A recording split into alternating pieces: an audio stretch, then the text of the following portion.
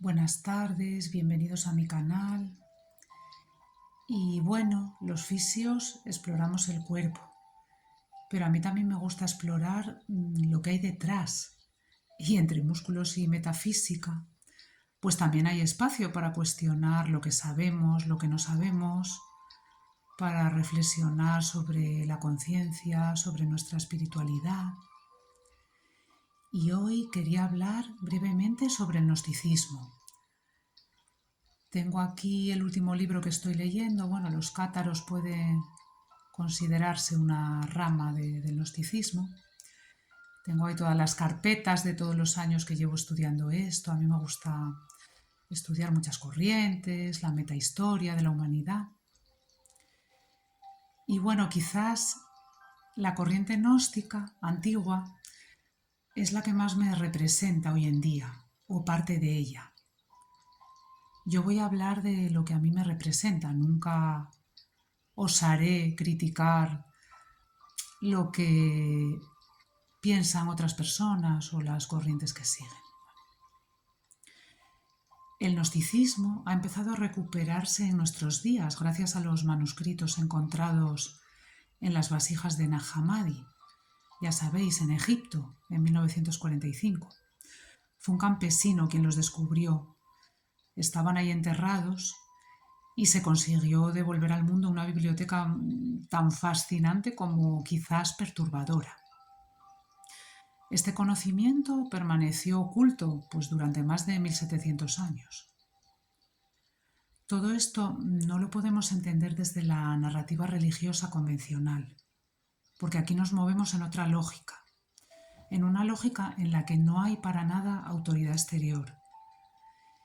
Y quizás para empezar a entender esto, yo he hecho un resumen comenzando a hablar por un concepto básico, que es el pleroma.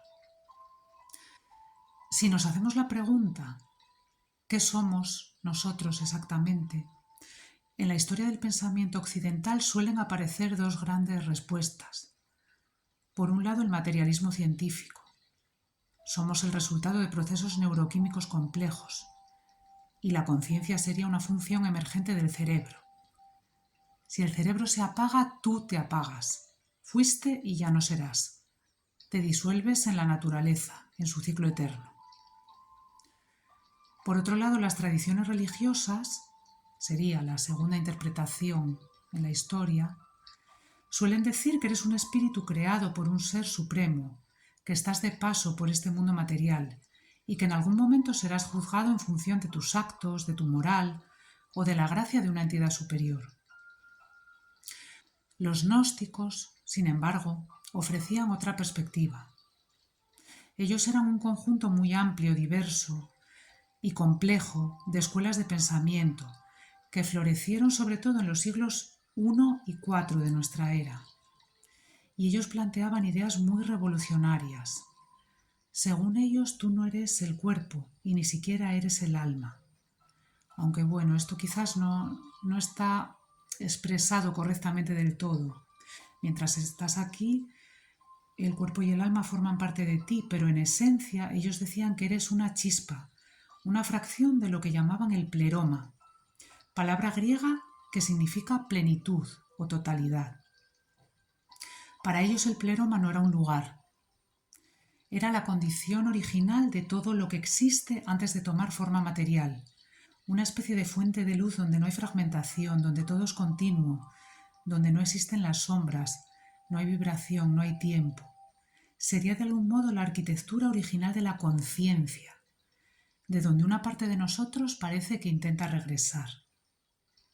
Y entonces surge la pregunta, ¿por qué no estamos ya allí? ¿Por qué seguimos en este mundo complejo y a menudo depredatorio?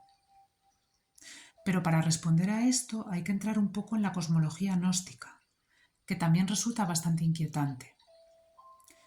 Según esta visión, el mundo no fue creado por el pleroma, sino por una entidad secundaria llamada demiurgo, del griego artesano, fabricante, que no sería, como se interpreta muchas veces, una figura maligna en un sentido absoluto, sino más bien una figura ignorante, una inteligencia con capacidad de crear, pero que lo hizo desde una comprensión incompleta de la realidad.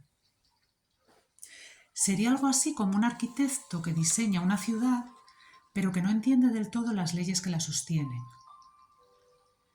De ahí que en este mundo exista el sufrimiento, la depredación, una especie de violencia estructural que parece acompañar al ser humano desde siempre, desde el principio de la historia.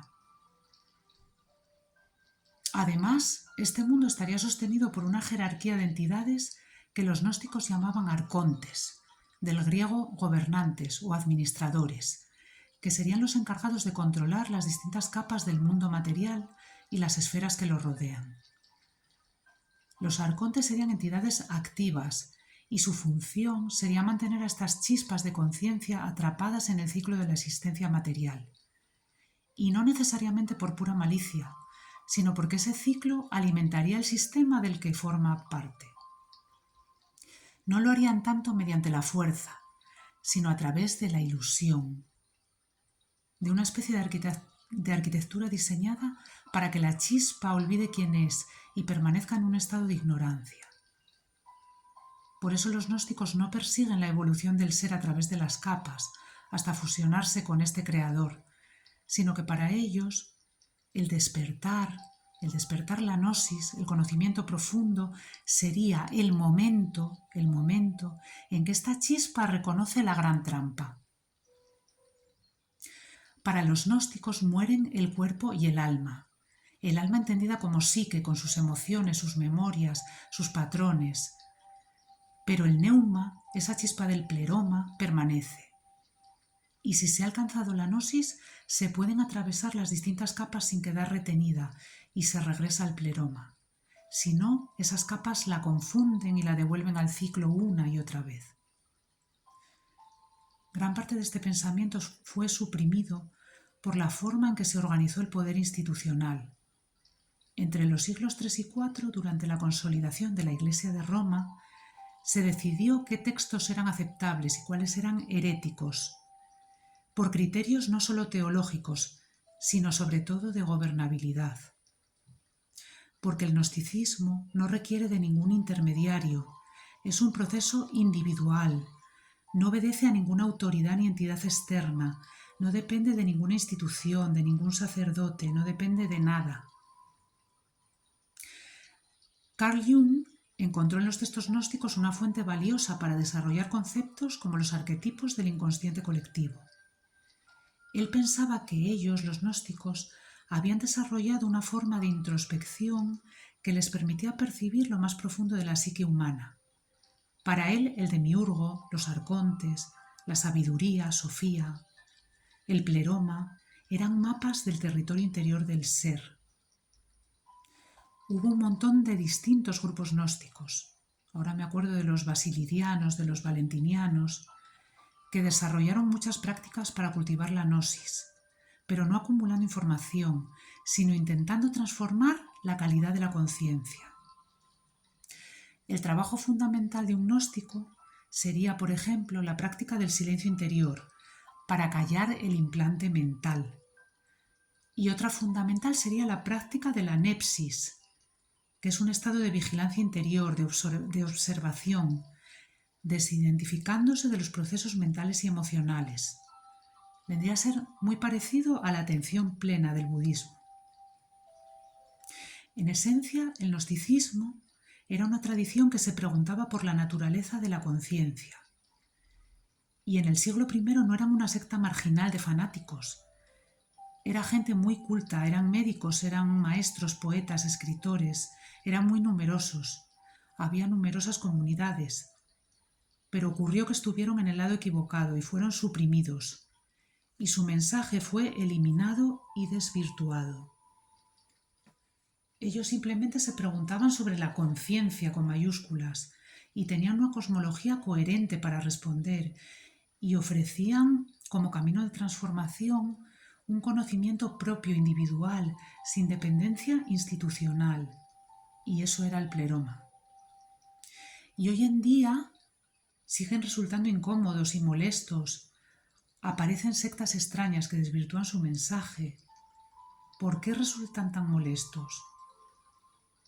El gnosticismo siempre fue diverso porque es un camino individual. Su supuesto dualismo, su dualismo, es muy complejo y muy malentendido.